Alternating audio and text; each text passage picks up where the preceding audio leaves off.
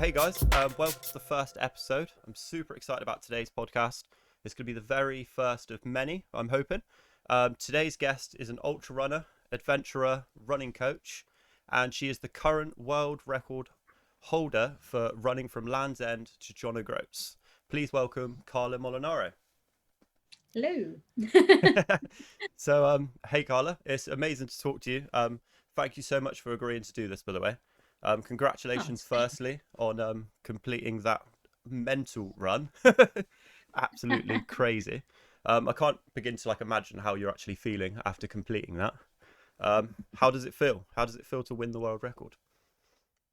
Yeah, it's a bit weird, to be honest. Yeah, I don't know. It still hasn't, even though I have my certificate, so yeah, I've got my proof, it still doesn't really feel like I have a world record. I don't yeah. know why. Maybe I need to frame it and put it on the wall.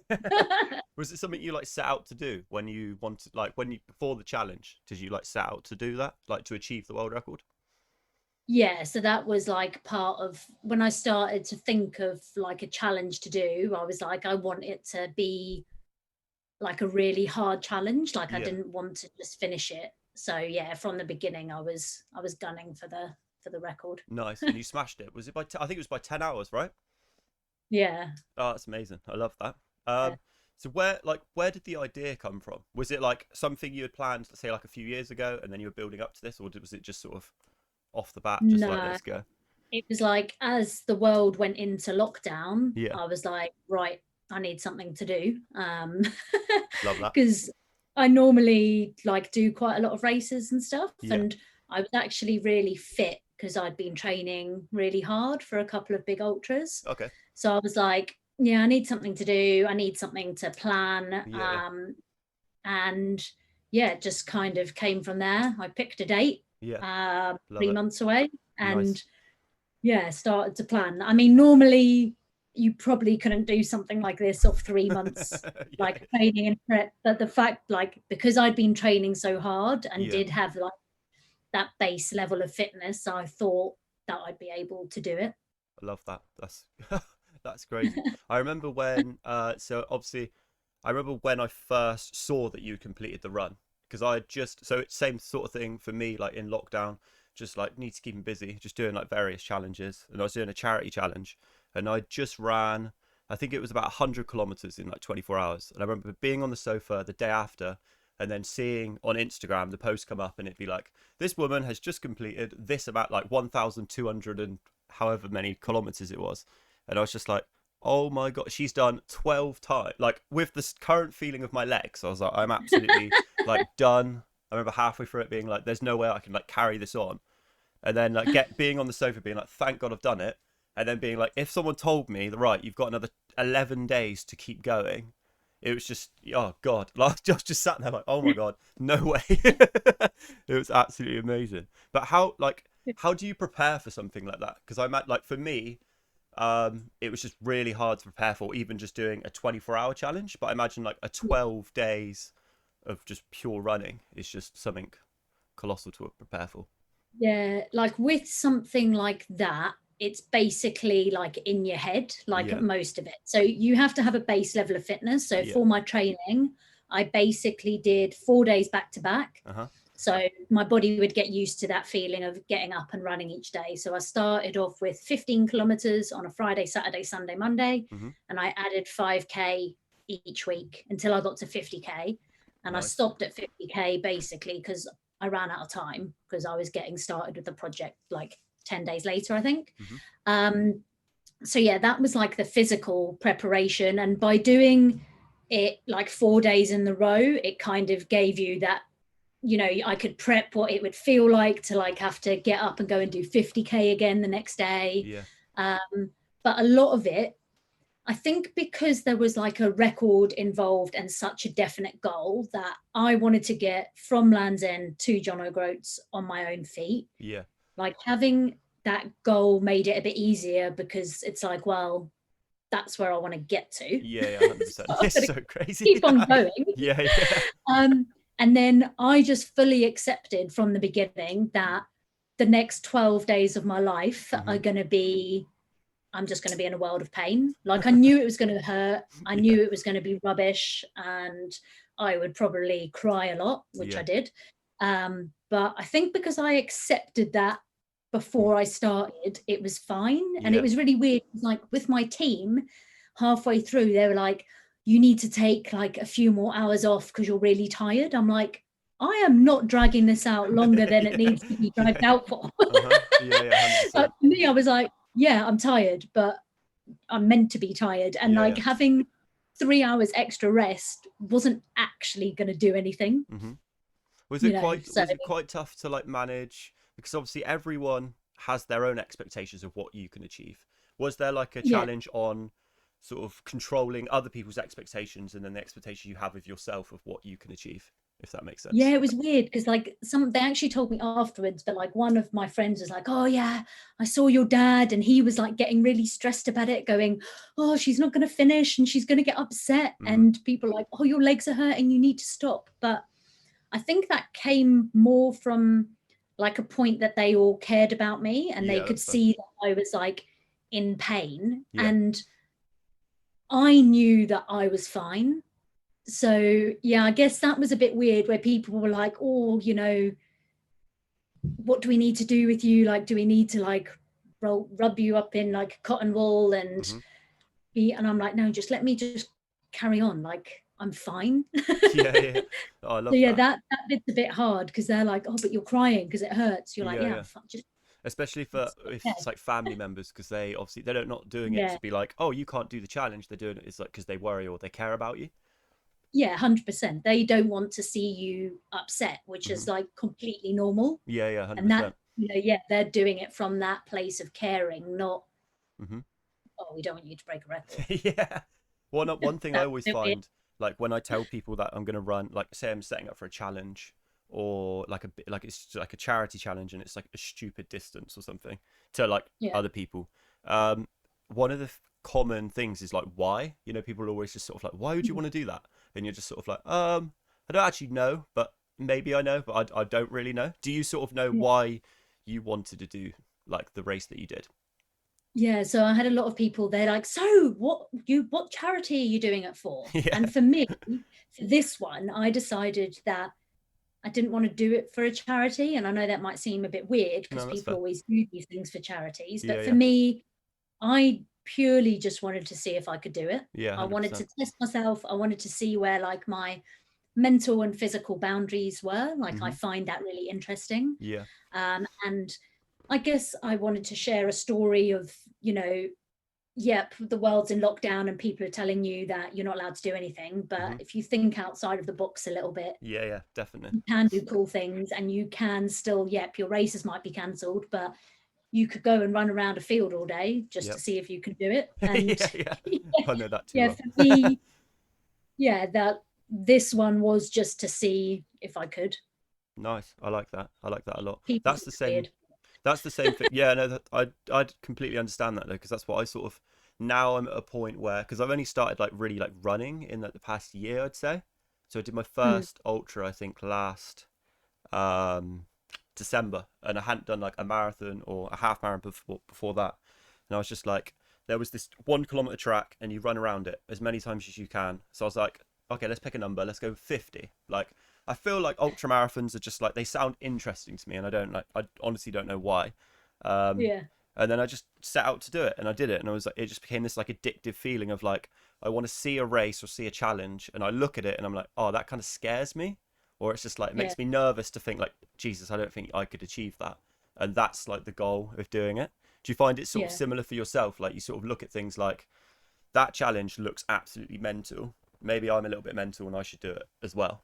Yeah. And I think like I do that like with the people I coach as well. Like Hmm. when I'm setting their goals with them, I'm like, "What's your goal?" And they're like, "Oh, I can't tell you because it's a bit ridiculous." And I'm Yeah, yeah, like, "Good, it should be yeah, ridiculous." yeah, Like 100%. if you've done a marathon, like saying, "Okay, my goal is to finish a 5K," Hmm. that's like a rubbish goal Yeah, yeah, because you know 100%. you can do it. I truly believe that anyone could run a 5K. I know there is like Yeah, certain and people you on either can. side, but it's like it's more for me. It's more mental because I didn't have much. like you could ask my friends and family, and they would say like you definitely didn't train enough, or they'd be like, Paul, you haven't really trained for this. You shouldn't be doing it. And that is, yeah, that is definitely true. But I think most of it, for me, probably like 75% of it is down to like mental, like ability, and then if I could just have that like training, it would be a lot better for me, I think. Yeah.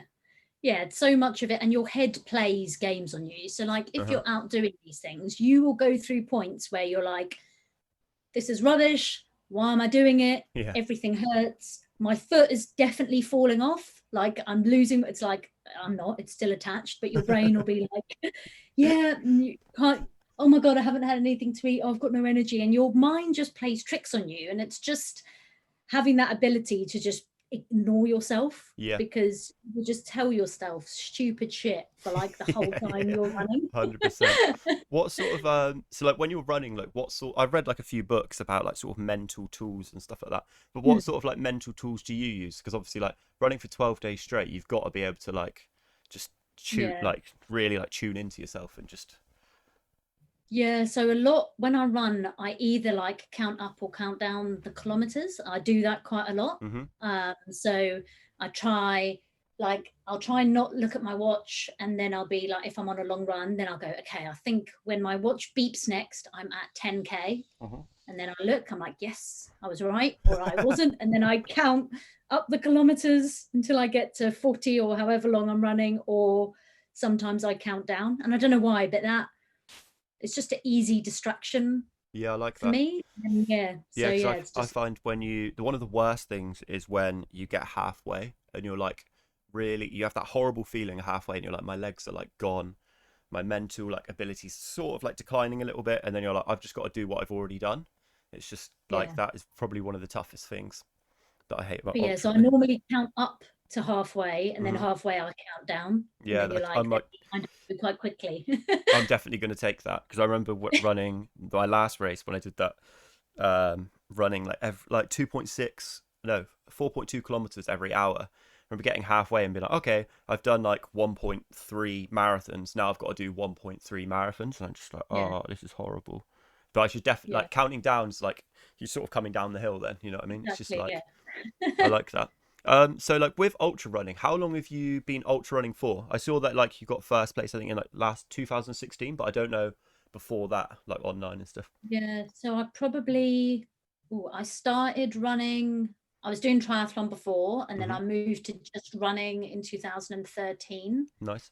Probably did a couple of years of marathons, half marathons, and then 2016, I think, was when I first started doing ultras. But at that point, yeah, I did, yeah, Comrades Ultra, which is like the world's biggest ultra, which is mental, Yeah. and a few of my own like little running adventure type stuff.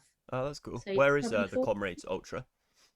So it's in South Africa, Oh, amazing. and it goes from, there's a town called Pietermaritzburg, and then it goes to Durban, which is on the sea, or vice versa. It like swaps Yeah. direction each year, Okay. but it's insane because there's like 20,000 people do this Oh, race. wow.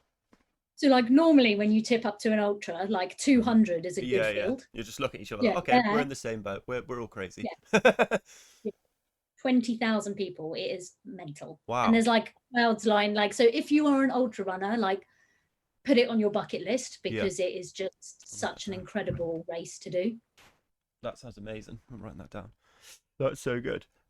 For say like competing, because obviously you compete. For those who don't know, for part of Team GB Ultra. Um, so what do you think? I think we talked a little bit on Instagram about this, but what do you need to compete at like that sort of level for someone say who's just competing at like ultra, doing ultras pretty much? What would Yeah. you say you need to sort of get to that So level? yeah, so with the world champs ultra stuff, they Hmm. normally have 24-hour racing every year. Yeah. I think it alternates between a European champs and a world champs. Hmm. And then they have 100K world champs and 100K 50 champs, and those alternate each year. And UK Athletics basically, normally in about January each year, put out what the selection criteria is.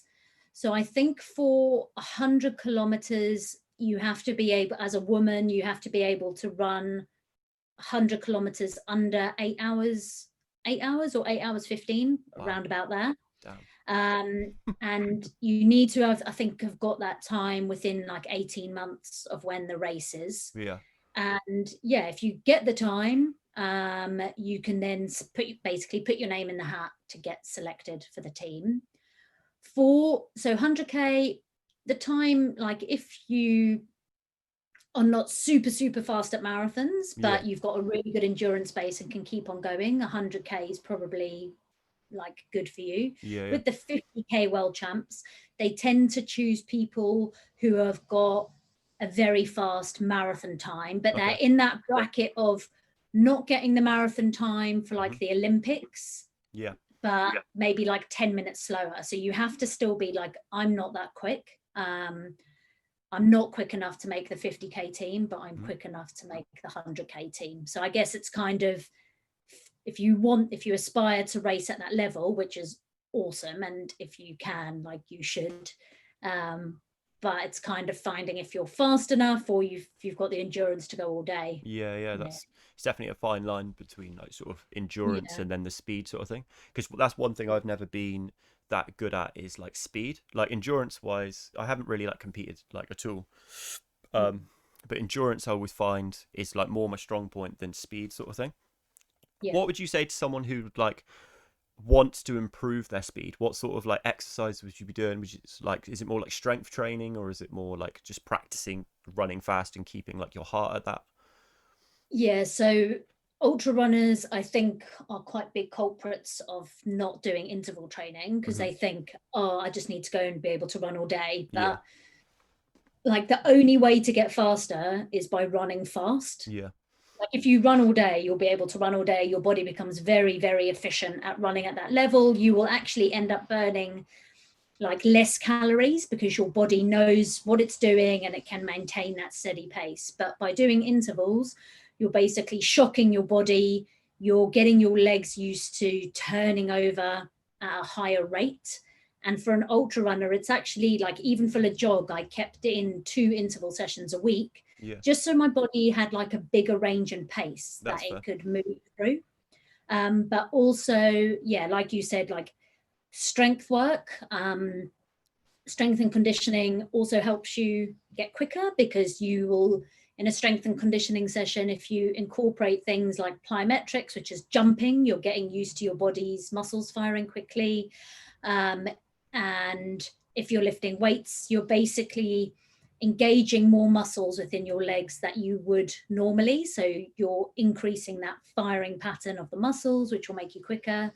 And then adding things in like heel reps is key because that's what like really builds strength, which Okay. will then help you also increase speed. So yeah, gym work, strength, intervals, all the things that hurt Yeah. Yeah. Yeah. were really hard, Uh-huh. are the things that make you quicker. That's fair. I like that. Yeah. What would you say, like, say for a typical day, say you're training for like an ultra GB ultra event, what would be like a typical day for like an elite athlete like yourself?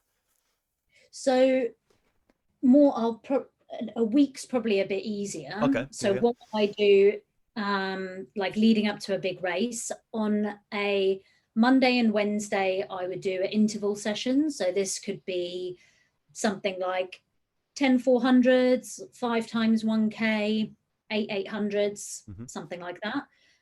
Tuesdays, I would do a double day. So I would run in the morning and run in the afternoon, probably totaling about 90 minutes. And I split them just so if you go for a really long run, you get quite tired, but by splitting your runs, your body can recover a bit better. You don't have to worry about fueling, and it's an easy way to increase your mileage. Oh, okay. On a Thursday, I would do a long run. So today, for example, I've got a 2 hour, 10-minute run to go and do, Nice. which I'm putting off. I'm procrastinating. I'm like, Well, that's all right. At least we're doing something I'm productive here. waiting So, until it stops raining. I'm like, yeah, it's not going to stop yeah. raining. Yeah, I think I used that excuse today. Uh, I went to the gym this morning. It was like, I'll go to the gym. Don't need to run. I could just chill and sort out everything for my podcast. yeah. And then on a Saturday, I will do a tempo session. So Hmm. this is something like I would do build up to this, but like 4 lots of 20 minutes at race pace, which is Hmm. the pace that I want to be doing the 100k at. So whatever that is, whether it's 5 minutes a K or 4 minutes a K, I'll try and run those blocks at that pace. Okay. And then Sunday, a long run. And then I'll do yoga once a week, a half an hour session to stretch out my body. And then a strength and conditioning session once a week. Nice. Normally on a Tuesday when I've got that double day. So Tuesdays are like I actually do quite a lot of training because I've got 2 running sessions and a strength session. But you don't want to put your strength session on the same day as an interval session. Otherwise, one of them will be a bit rubbish. Oh, okay, you sort of compromise the other one then. Yeah. Okay, that's cool. I like that. It's interesting to know the sort of routine of like an elite athlete, just because I'm sort of like, it's like someone will mention to me, oh, you need to do this if you want to get like this. I'm like, okay, cool. I'll just do a week of that, and then it sort of slips off, and then you end up doing like something else here, or I'll be like, oh, I'll just go to the gym and do some strength training today. So it's really interesting to hear of like how it can fit into the week sort of thing. What would you say one of your like major achievements has been, or like a highlight has been for you in your like ultra sort of career? Yeah, I think making the team for the 100K World Champs, like I kind of thought, I don't know, it's a bit silly because a lot of people are like, oh, you have to be really young to like race for GB. You know, Mm-hmm. if you're not racing for GB in your 20s, then you can kind of forget about it. But Yeah, I got my first ultra vest when I was 34. fair play. And I was like one of the younger people there. Yeah, So for me, I was like, this is awesome. Like I've still got, there was a lady in my team who I think was like in her mid 40s. yeah, So I'm like, I've got like 10 years that yeah, I yeah. can race at this level with if I, keep up the training. So Mm-hmm. yeah, that was really cool to see where you think, oh, okay, I won't be able to race at that level. And then all of a sudden you can, Yeah, which is because cool.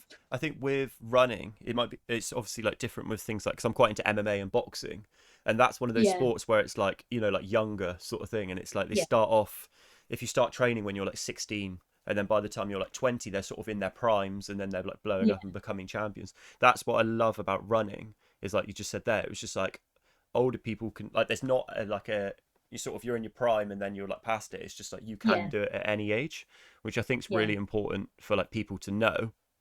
And Yeah. that's one thing I've quite liked it, because I'm 28 now, and I've only started running like properly a year ago, and Yeah. it fills you with such confidence to know from, say, like an elite athlete like yourself, that you can just do it at any age, and it's sort of not too late as such.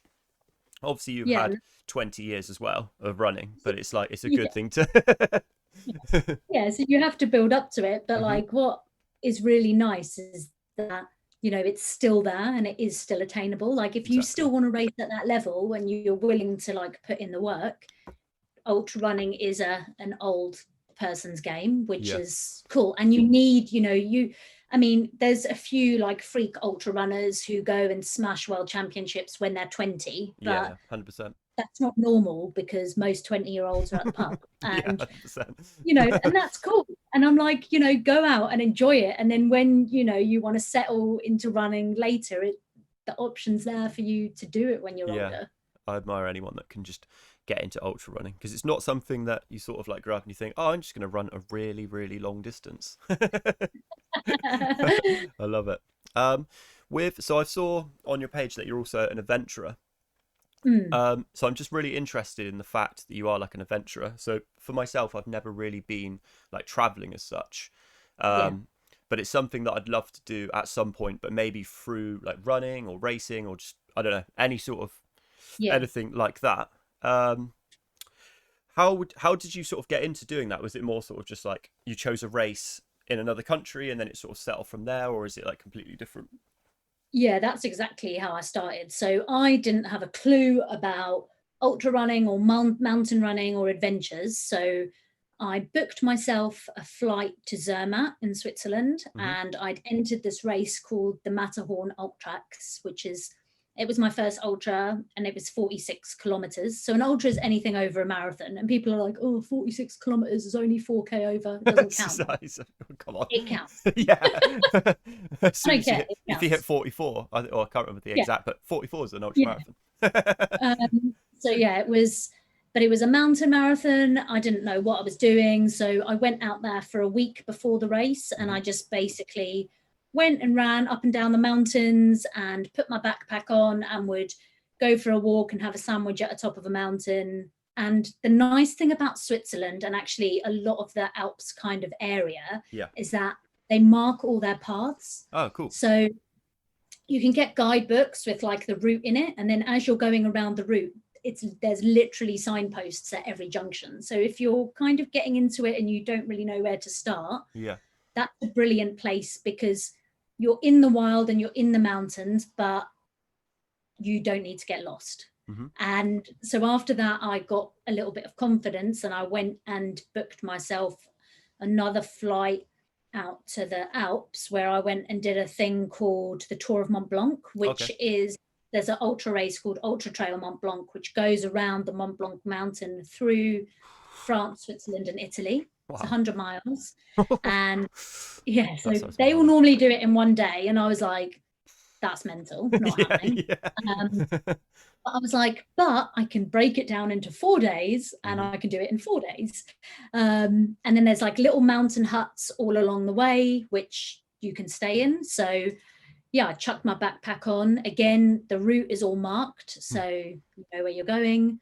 And yeah, that was like the most amazing thing I've ever done, and probably, yeah, the start into getting a bit more adventurous. And because I was going on my own, because at that time I didn't really know anyone else that wanted to do that type of thing. Yeah. Going on somewhere where there's a marked path, at the end of the day there's somewhere to stay, and then there was loads of people to chat to in the evenings, because a lot of people walk those routes. Oh, okay. So yeah, for me it was a nice way to get into that more adventure running without, you know, going out, I don't know, to Bosnia on my own. No one would me if I got lost. That's cool. That gives me a good like insight into like how it sort of starts and stuff. Because you see people as adventurers and you're like, how did they like, where does it start? I love that. You just got to come up with an idea. But there are these guidebooks, I think they're called Cicerone guidebooks. Okay. I've actually got one here. So they're those. Okay. Which are amazing. So in them they've got like the route guides, it describes the route to you, it tells you where to sleep, it gives you like a place, the phone numbers of where to sleep each day, and they do them for like all the big walking trails in Europe. So yeah, if you want to go, I would say go get one of these books for wherever you're thinking of heading. And then you can start planning. Yeah, because that's one of my like, just preparation is like one of my sort of like downsides. It's more just sort of like, that sounds like a cool challenge, let's just go do that. But obviously when you go into another country, you need to be very careful when that sort of that thing happens. I mean, I'm all for the gung-ho approach, but yeah, sometimes you have to have a bit of planning. Yeah, exactly. So what would you say, what's next for you? What's like, obviously you've just achieved a world record, which is absolutely amazing. Still part of like Team GB Ultra, but what's something that you want to tick off now? Yeah, so this guidebook here is actually what I'm planning next, which is the GR10, which is a walking route from the Atlantic to the Med over the Pyrenees. Wow. And yeah, it just looks incredible. So it's about 800 kilometers, but I want to do this like, I don't want to have a big support crew and all that sort of stuff. I just want to go with my backpack and just stop where I want to stop. And I would still probably go quite hard and like see how far I could get each day. But a bit more like on my own. I don't mind if people want to come with me, but I don't really want to have to rely on a support crew for this one. Yeah, that's fair. Just see what you can achieve like just on your own sort of thing. Yeah, and it's a nice to get like a mix of different things, like different types of adventures. Yeah, 100%. Because if you do that, like you've done the big like challenge with a support crew, so now it's like, okay, let's see what I can do like on my own, out in the elements sort of thing. Yeah, that's amazing. So what my final question for you is, what advice would you give to anyone out there who's like looking to push themselves further? So set a goal. So yeah, definitely have a goal that scares you and is out of your comfort zone, and then write it down and then tell everyone that you're doing it. Nice. Because as soon as you've done that, like you can't, it's out there. 100%. It's like, and then you need to start working your way towards it. I find like if you have an idea and it's just in your head and you don't tell anyone, you might not do it because you're like, well, no one knows, it's fine. Yeah, So yeah.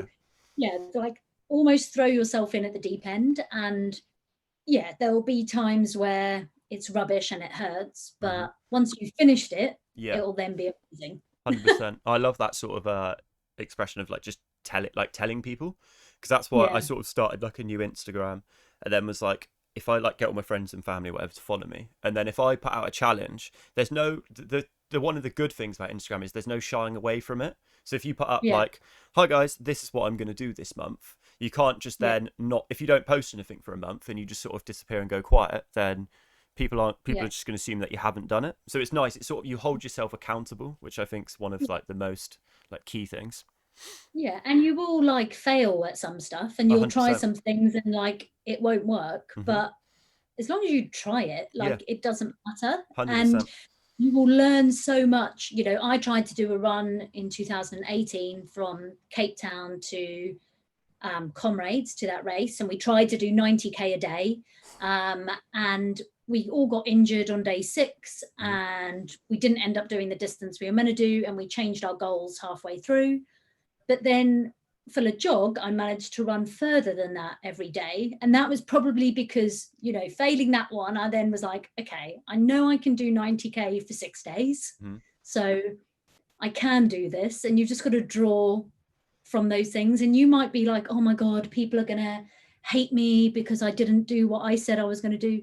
They won't. Yeah. Like, the only person that cares is you. And Yeah. like, as 100%. long as you try, no one's going to judge you. Mm-hmm. And if they do, they're an idiot. So, Yeah. Agreed. yeah. 100% agreed. I love that. Well, thank you very, very, very much for today. It's been amazing. I was quite nervous before this, but actually it was not as bad as I thought. It's nice to challenge Oh, it's yourself and put yourself in. good. Thank you so much for watching this episode. Today's guest was Carla Molinaro. To learn more about Carla, you can visit her website, which is www.carlamolinaro.com. You can check out her adventures, her coaching. She also has a strength conditioning and yoga program, which you can sign up to. If you enjoyed today's podcast, please like and subscribe to the YouTube channel. You can also like and follow all of our social media channels to keep up to date with any content. Thank you very much.